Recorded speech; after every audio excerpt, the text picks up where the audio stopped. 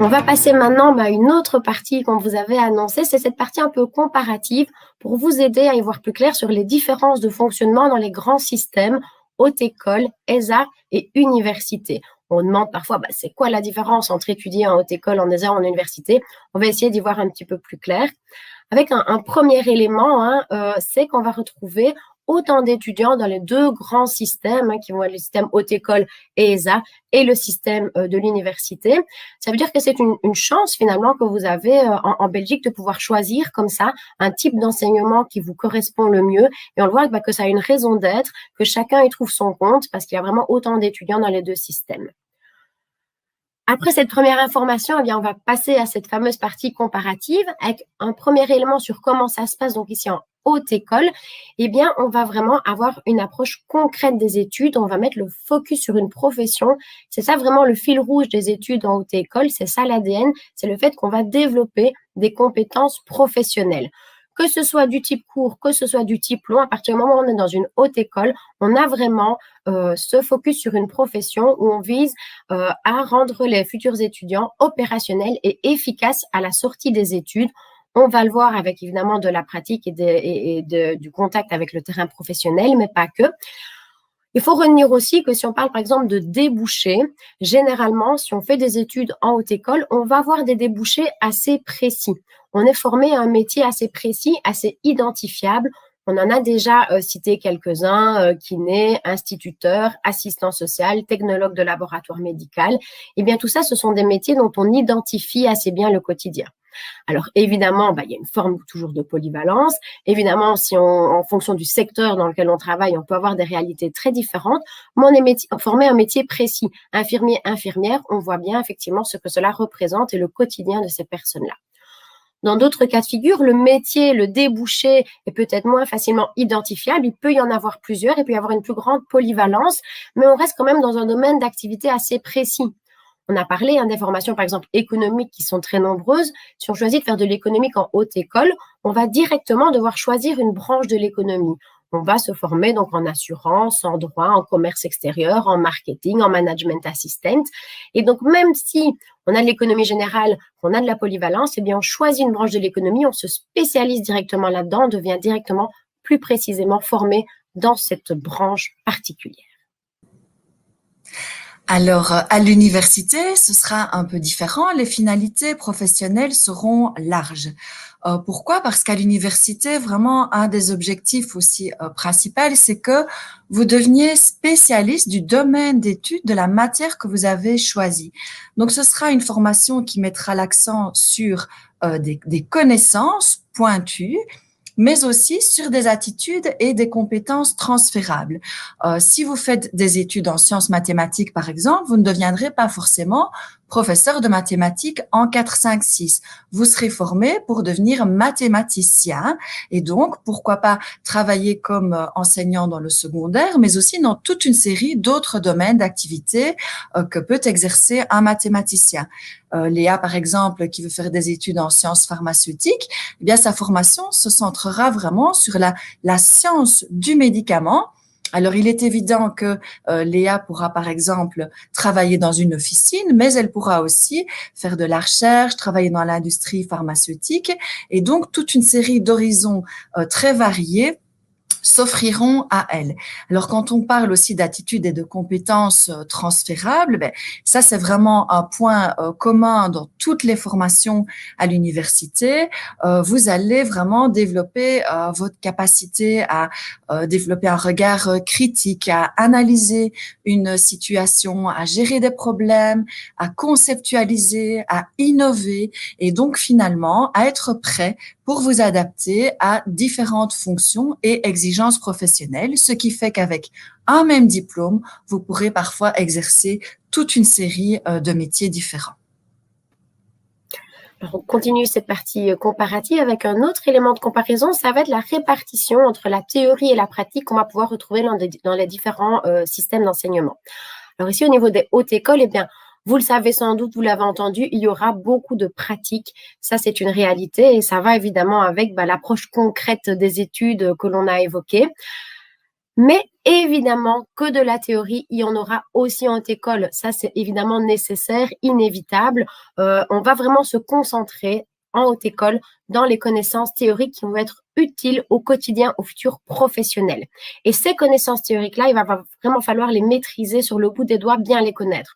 Voilà, on ne peut pas imaginer une kinésithérapeute qui ne maîtrise pas l'anatomie sur le bout des doigts. Ce serait compliqué, bien évidemment, et plein d'autres exemples peuvent suivre dans ce cas-là. Donc évidemment, la théorie est là, mais on se concentre sur ce qui est utile. Et à côté de ça, eh bien, la pratique, elle va prendre une grande place dans la formation. Ça va évidemment être un large volume de temps qui va être consacré à cette pratique-là sous différentes formes.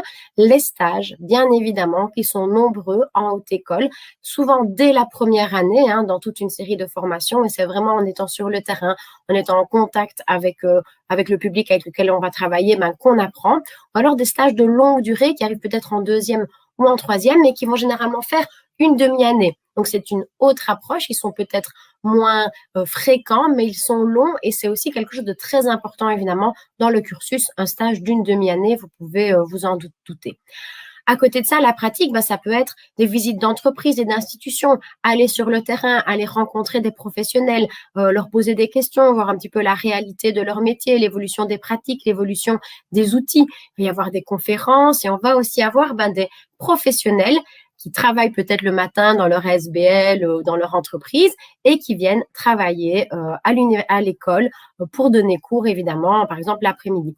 Donc ça aussi, c'est une autre façon pour les étudiants en haute école d'avoir un contact avec le terrain, puisque ils ont des contacts avec des professionnels, voilà, qui sont vraiment au quotidien dans ce métier-là. Et puis l'approche concrète, ça va aussi passer par de nombreux projets. Et ça, c'est dans toutes les formations. Dès la première année, on va mettre les étudiants de haute école en projet. Alors, ça peut être construire un robot pour un concours robot. Ça peut être organiser des missions commerciales où on va devoir, prospecter à l'étranger, aller à l'étranger, passer des coups de fil, trouver des clients. Voilà, ça peut vraiment être dans plein de types différents, mais dans tous les cas de figure, eh bien, on est mis vraiment directement en pratique. On doit vraiment pratiquer son futur métier dès le début. Il y a un côté directement concret par la pratique quotidienne. Alors à l'université, ce sera un peu différent. L'approche de départ, en tout cas, sera plus théorique. Ce n'est pas une légende. Vous connaissez d'ailleurs très certainement des personnes de votre entourage qui sont à l'université.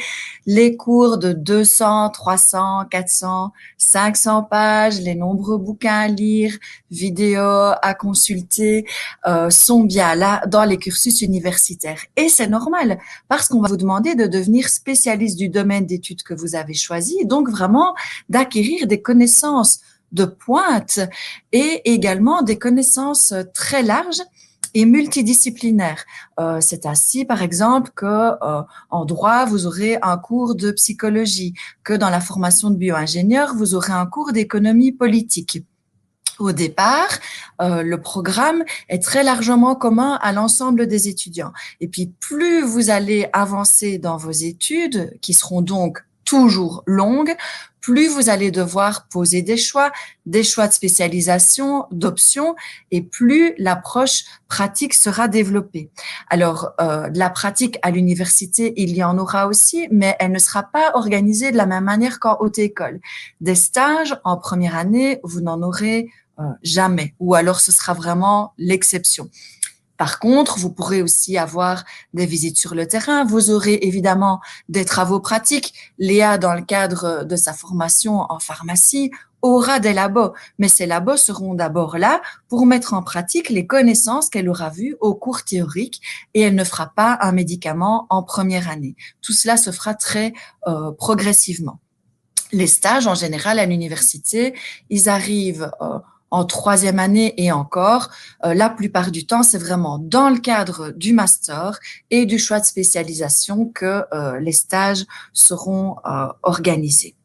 Alors, une autre particularité de l'université, c'est vraiment le lien très, très étroit qui existe entre l'enseignement et la recherche. L'un nourrit l'autre et l'un fait évoluer l'autre. Alors, il y a aussi de la recherche en haute école, de la recherche qui est essentiellement appliquée. À l'université, on mène une recherche à la fois fondamentale et appliquée. Alors, qu'est-ce que ça veut dire concrètement pour vous en tant qu'étudiant universitaire? Ben, ça veut dire que vos enseignants seront également des chercheurs et que donc ils nourriront tous leurs enseignements des dernières avancées scientifiques. Les connaissances donc que vous apprendrez seront en évolution constante. Les équipements aussi que vous aurez à votre disposition seront à la pointe du progrès puisqu'ils servent également pour mener cette recherche scientifique. Ça veut dire aussi qu'on va vous demander plus que maîtriser le savoir, aussi d'être un acteur capable de créer le savoir de demain.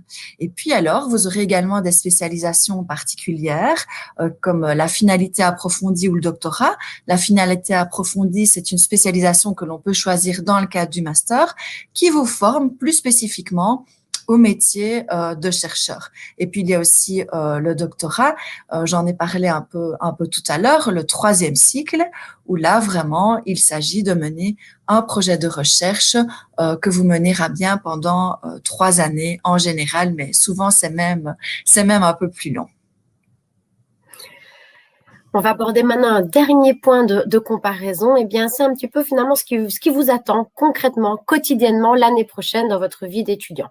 Bien, Haute École, via toute une série de mesures, on va essayer de vous proposer un encadrement qui se voudra le plus proche, le plus personnalisé possible pour que cette fameuse transition secondaire supérieure, ce fameux bouleversement, eh bien, il soit le plus progressif possible en Haute École. Et donc, dans votre vie quotidienne, il n'y aura pas de gros bouleversements par rapport à ce que vous connaissez aujourd'hui en secondaire. Et ça passera, par exemple, par la taille des groupes. La toute grande majorité quand même des cours en haute école vont se donner dans des groupes classes, parfois des gros groupes classes, voilà, 25, 30, 35, peut-être 40 étudiants, mais on reste dans un groupe classe similaire à ce qu'on connaît en secondaire, où on peut lever la main, où l'enseignant nous connaît, on le connaît, on peut poser une question. Il y a encore comme ça un encadrement proche, personnalisé, qui est proposé. Alors, la taille des groupes, il peut y avoir évidemment quand même différents cas de figure. On a des auditoires en haute école, on aura des plus gros groupes pour des cours peut-être théoriques, ex cathedra, où on va rassembler plusieurs classes pour des cours théoriques.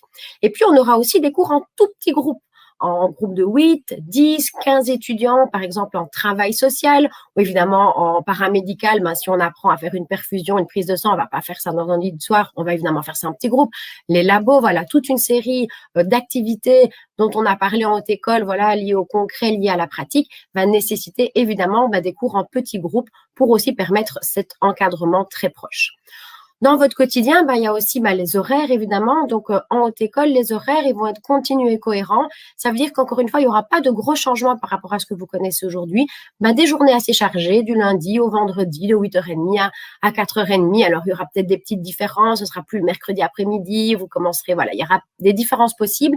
Mais l'idée à retenir, c'est que vous avez des journées bien remplies et que donc, de par toute l'organisation, en haute école, on vous accompagne, on vous met encore une petite main sur l'épaule pour vous pousser, vous inviter à être participatif, à être présent.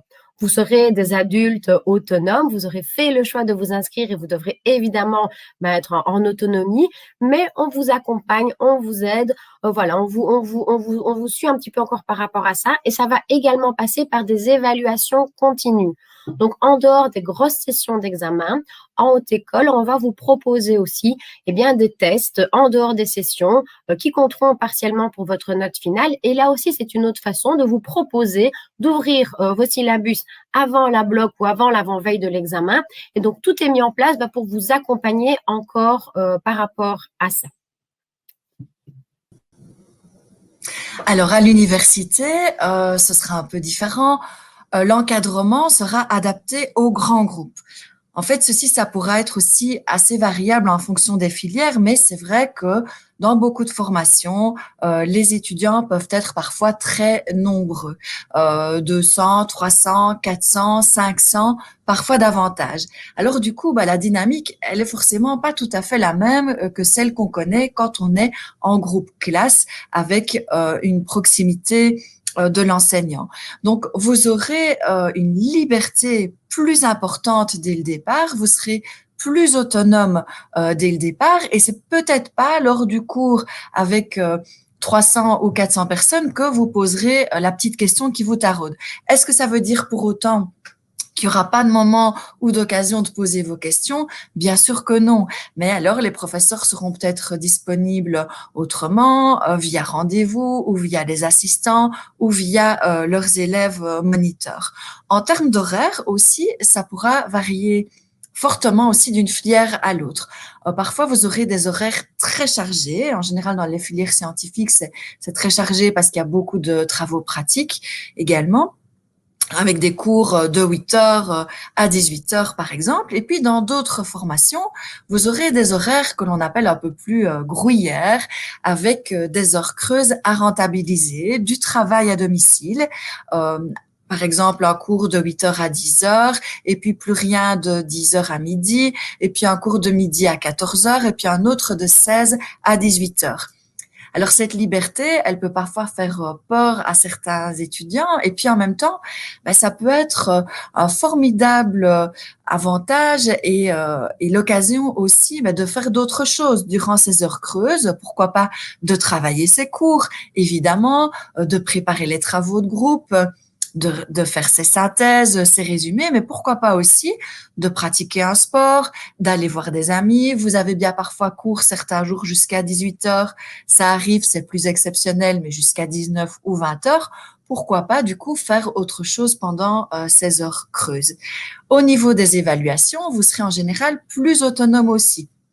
Il y aura des tests à blanc, mais c'est assez rare aussi que ces évaluations continues interviennent dans la note finale. Souvent, les premières évaluations, elles arrivent quand? À la session de janvier. Donc, du coup, si vous n'avez pas ouvert votre cours avant, ça risque de poser problème. Vous avez sans doute tous vécu l'oubli du roman à lire pour le cours de français. Si on s'en rend compte la veille et qu'il y a 500 pages à lire, on n'y arrive pas. Vous imaginez bien que pour un cours à l'université, c'est pareil. Du coup, ça nécessitera une certaine organisation, une méthode de travail. Et sachez aussi, ça c'est vraiment un stéréotype contre lequel on se bat, l'université, ce n'est pas non plus la fosse aux lions. Certes, la plupart du temps, c'est vous qui devrez faire la démarche pour être aidé. Mais sachez qu'il y aura énormément de dispositifs et de personnes qui seront là pour vous aider, que ce soit par rapport justement à la gestion de votre temps, la préparation des examens. Vous aurez des activités de groupe, des activités individuelles, des assistants pédagogiques qui travaillent à mi-temps au réseau, à mi-temps à l'université et qui connaissent bien les difficultés que les élèves peuvent rencontrer lors de la transition et qui seront là pour vous aider. Donc vraiment, de nombreuses activités pour optimiser votre apprentissage, mais une responsabilisation individuelle peut être plus importante dès le départ. Et moi, donc, je vous emmène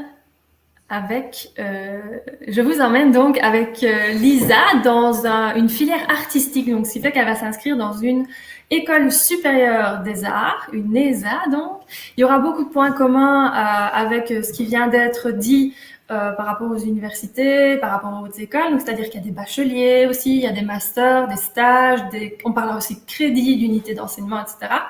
Par contre, le mode de fonctionnement va être un peu différent. Donc, avant de vous préciser les quelques spécificités générales des ESA, je tenais à souligner que on est bien loin en fait de l'image d'un artiste, vous voyez, un peu électron libre en marge de la société. Non, les ESA maintenant, elles sont conscientes que elles vont former des artistes qui vont s'intégrer dans la société. Donc, tout au long de votre cursus, vous allez être en dialogue avec l'extérieur. Donc, et les enjeux de la société. Par exemple, le climat, ça va être peut-être quelque chose sur lequel vous allez travailler de différentes manières. Donc, passons aux spécificités des ESA. La première, qui rejoint la deuxième d'ailleurs, c'est un focus sur des expériences artistiques avec une approche essentiellement pratique. Qu'est-ce que ça veut dire? C'est que vous allez pratiquer et encore pratiquer en expérimentant. Donc, si vous êtes étudiant en art plastique, par exemple, vous allez tester différents outils, différentes techniques, différentes approches. Vous allez être sensibilisé à des courants artistiques, à des artistes en particulier. Vos enseignants aussi vont amener leur sensibilité propre. Et en gros, vous allez être nourri. Vous allez tester, pratiquer, etc. tout ça va faire que votre cursus est une grande aire de test pour trouver votre propre voie, votre propre identité artistique. Et ce mode de fonctionnement va impliquer un encadrement différent qui est beaucoup plus proche, voire individualisé. Donc, un peu comme dans les hautes écoles, vous allez avoir des cours dans des grands groupes. Parfois, dans certaines ESA, il y a même des amphis, mais c'est très rare.